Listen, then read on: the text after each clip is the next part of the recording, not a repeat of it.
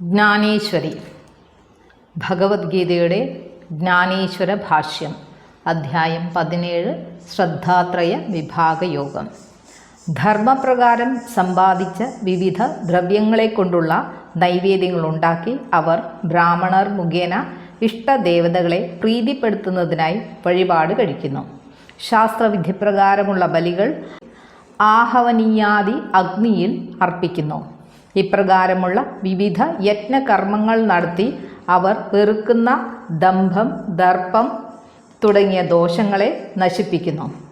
ന്യായമായി സമ്പാദിച്ച ധനവും ഭൂമിയും അർഹരായ ആദാതാക്കൾക്ക് ശുദ്ധകാലവും ശുദ്ധസ്ഥലവും നോക്കി ദാനം ചെയ്യുന്നു. ഒന്നരാടൻ ദിവസങ്ങളിൽ മാത്രം ആഹാരം കഴിക്കുന്നു. ചാന്ദ്രായണ വ്രതാനുഷ്ഠാനം നടത്തുന്നു.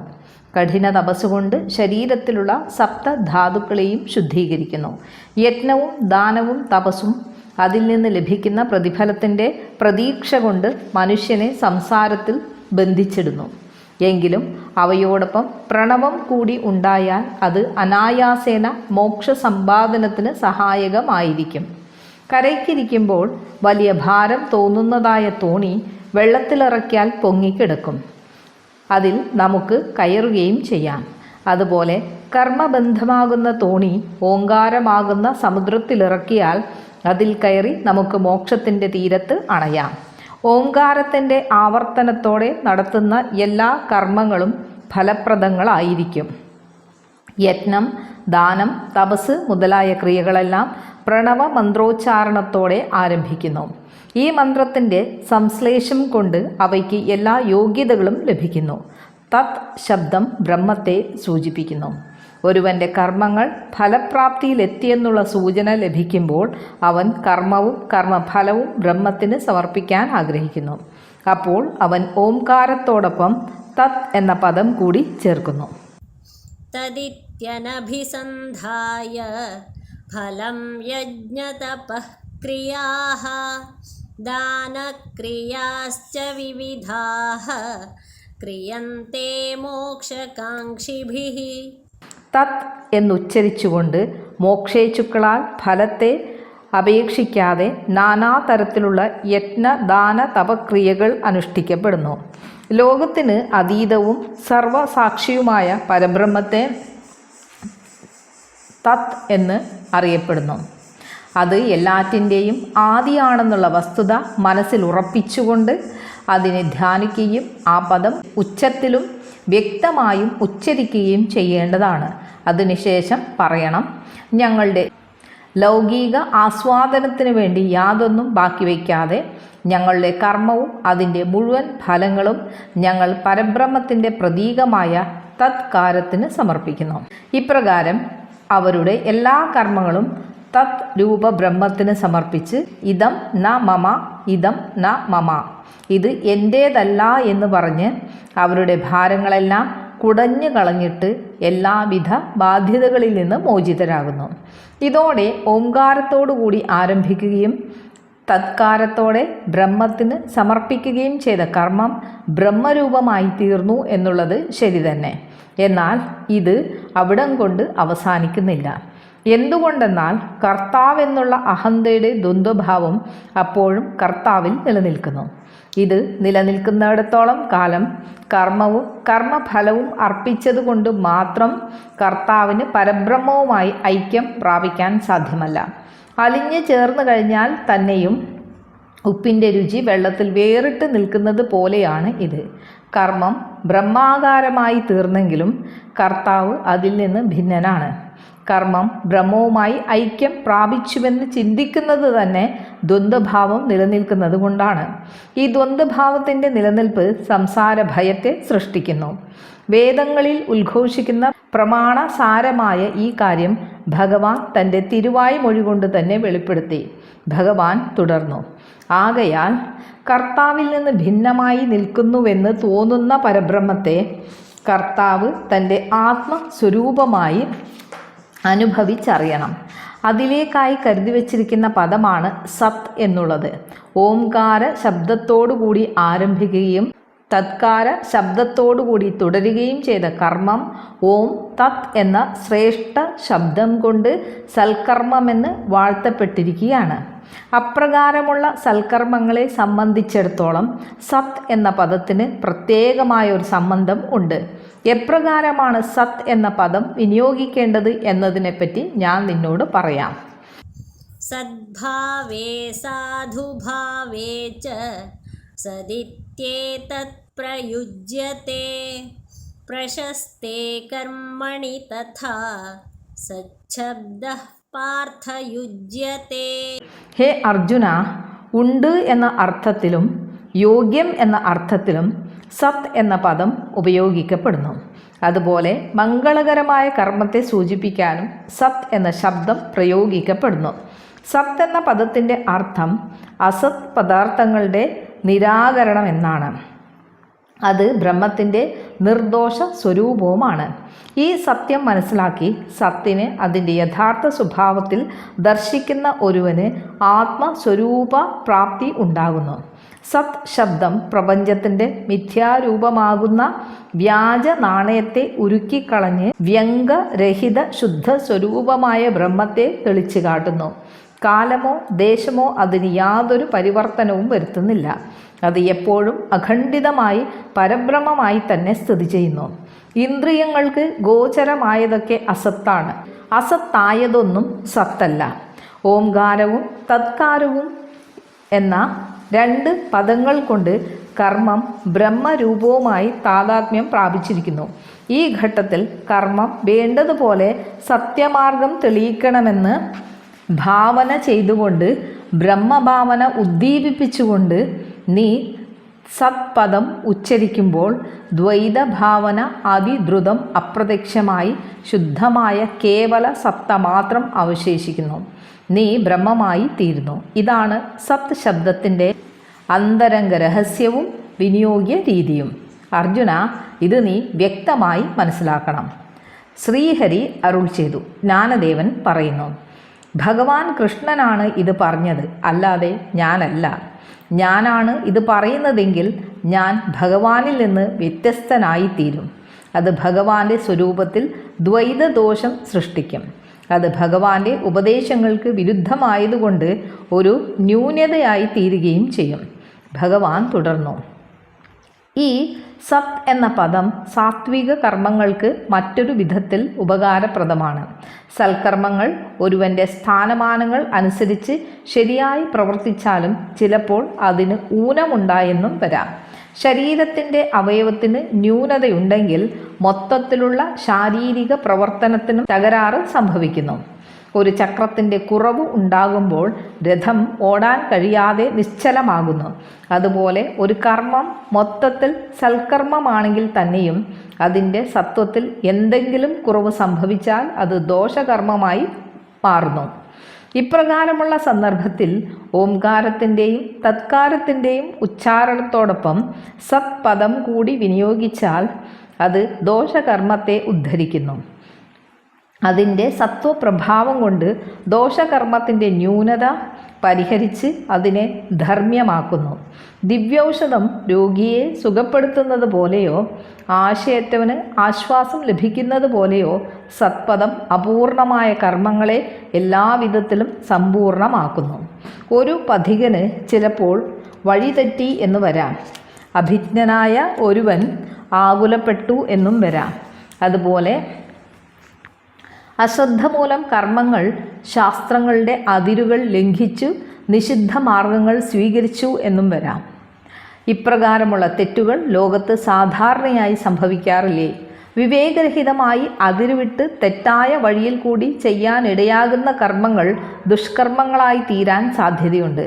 എന്നാൽ ആ സന്ദർഭങ്ങളിൽ ഓംകാരത്തെക്കാളും തത്കാരത്തെക്കാളും ശ്രേഷ്ഠമായ സത്പദം വിനിയോഗിക്കുകയാണെങ്കിൽ അത് അധർമ്മകർമ്മങ്ങളെ ഉത്തമ കർമ്മങ്ങളാക്കി തീർക്കും. സ്പർശമണി ഇരുമ്പുമായി ഉരസുന്നത് പോലെയോ അരുവികൾ ഗംഗയിൽ ഒഴുകിയെത്തുന്നത് പോലെയോ മരിച്ച മർത്യൻ്റെ മേൽ അമൃതവർഷം ചൊരിയുന്നത് പോലെയോ സൽപദത്തിൻ്റെ വിനിയോഗം വ്യംഗകർമ്മങ്ങൾക്ക് പ്രയോജനപ്രദമായി തീരുന്നു. അല്ലയോ അർജുന, സത്പദത്തിൻ്റെ മാഹാത്മ്യം അത്രത്തോളം മഹത്തരമാണ്. ഇപ്രകാരം സത്പദത്തിൻ്റെ വൈഭവവും രഹസ്യവും മനസ്സിലാക്കിയാൽ അത് യഥാർത്ഥ ബ്രഹ്മമാണെന്ന് നിനക്ക് ബോധ്യമാവും. ഓം തത്സത് എന്ന ബ്രഹ്മമന്ത്രോച്ചാരണം ഈ ദൃശ്യ പ്രപഞ്ചത്തിലൊട്ടാകെ പ്രകടീഭവിച്ചിരിക്കുന്ന ഈശ്വരൻ്റെ ഗേഹത്തിലേക്ക് ഒരു മുമുക്ഷുവിനെ നയിക്കുന്നു. ആ ഗേഹം അവ്യയവും സ്വച്ഛവുമായ പരബ്രഹ്മത്തിൻ്റേതാണ്. അതിൻ്റെ അന്തർഹിതമായ പ്രഭാവത്തിൻ്റെ സങ്കേതമാണ് ഓം തത്സത് എന്ന നാമചിഹ്നം. ആകാശത്തിന് ആകാശം തന്നെ ആലംബമായിരിക്കുന്നത് പോലെ ബ്രഹ്മം ഓം തത്സത് എന്ന അതിൻ്റെ നാമചിഹ്നത്തെ ആലംബമാക്കിയിരിക്കുന്നു. നാമവും നാമവാനും അവിഛിന്നമായി നിൽക്കുന്നു. സൂര്യൻ സ്വയം പ്രകാശിക്കുന്നുവെന്ന് മാത്രമല്ല, മറ്റ് പദാർത്ഥങ്ങളെ പ്രകാശിപ്പിക്കുകയും ചെയ്യുന്നു. അതുപോലെ ഓം തത്സത് എന്ന ബ്രഹ്മമന്ത്രത്തിൻ്റെ ഉച്ചാരണം ബ്രഹ്മത്തെ പ്രത്യക്ഷപ്പെടുത്തുന്നു എന്ന് മാത്രമല്ല, അതിൻ്റെ പൊരുളിനെ വെളിപ്പെടുത്തുകയും ചെയ്യുന്നു. യജ്ഞേ തപസി ദാനേ ച സ്ഥിതിഃ സദിതി ചോച്യത്തെ കർമ്മ ചൈവ തദർത്ഥീയം സദിത്യേവാഭിധീയത്തെ. യാഗാദി കർമ്മങ്ങളിൽ തപസ്സിലും ദാനധർമ്മത്തിലുമുള്ള നിഷ്ഠയെയും സത് എന്ന് പറയുന്നു. ബ്രഹ്മപ്രാപ്തി ലക്ഷ്യമാക്കി അനുഷ്ഠിക്കപ്പെടുന്ന സാധനകളെയും സത്ത് എന്ന് തന്നെ പറയുന്നു. ആകയാൽ ഓം തത്സത് എന്നുള്ളത് ത്രിവിധമായ ഒരു നാമചിഹ്നമല്ല, അത് പരബ്രഹ്മം തന്നെയാണ്. നീ ചെയ്യുന്ന യത്നം, ദാനം, തപസ് തുടങ്ങിയ ഏത് കർമ്മങ്ങളും വിജയകരമായി പര്യവസാനിക്കുകയോ ഏതെങ്കിലും ന്യൂനത കൊണ്ട് അപൂർണമാവുകയോ ചെയ്തെന്ന് വരാം. എന്നാൽ അവയൊക്കെയും ബ്രഹ്മത്തിന് അർപ്പിക്കുകയാണെങ്കിൽ അവ ബ്രഹ്മരൂപമായി തീരുന്നു. ഇത് സ്പർശമണിയുടെ സ്പർശനം കൊണ്ട് ഇരുമ്പ് സ്വർണമായി തീരുന്നത് പോലെയാണ്. ഇപ്രകാരം ഉണ്ടാകുന്ന സ്വർണം മറ്റ് ലോഹങ്ങളുമായുള്ള സ്വർണത്തിൻ്റെ മിശ്രിതമല്ല, പരിശുദ്ധ സ്വർണം മാത്രമാണ്. ബ്രഹ്മമന്ത്രമായ ഓം തത്സത് ഉച്ചരിക്കുമ്പോൾ എല്ലാ കർമ്മങ്ങളും ബ്രഹ്മസ്വരൂപമാകുന്നു. സിന്ധുവിൽ ഒഴുകിയെത്തിയ നദികളെ തരംതിരിക്കാൻ കഴിയാത്തതുപോലെ പരമ്പൊരുളിന് അർപ്പണം ചെയ്ത കർമ്മങ്ങൾക്ക് പൂർണ്ണാപൂർണ ഭേദമില്ല. അല്ലയോ അർജുന, ബ്രഹ്മനാമശക്തിയെപ്പറ്റി ദൃഷ്ടാന്തപൂർവം ഞാൻ നിനക്ക് വിവരിച്ചു തന്നു.